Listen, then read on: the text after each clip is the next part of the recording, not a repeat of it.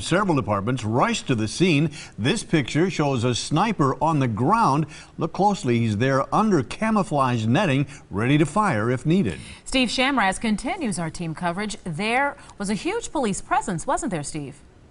Yeah, it was a remarkable presence tonight. The two people who sparked this standoff, Shannon and Mike, are inside the police station right now as police are continuing the work. The standoff may be over, but their investigation has a long way to go.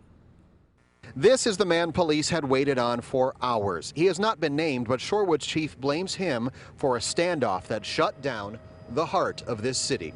How did it end?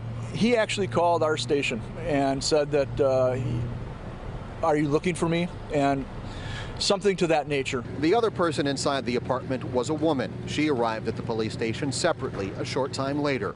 Both of them uninjured, but now in custody as investigators try to sort out what exactly happened here. The long-term investigation starts as to what actually occurred, what if it was domestic violence, if it was somebody being held against their will or whatever. Whatever this turns out to be, police responded in a massive fashion.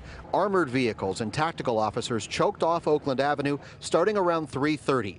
Half the Shorewood police force was called to the scene, along with sheriff's deputies, fire crews, and officers from a number of neighboring communities. A community locked down because two people refused to answer the door when police came knocking.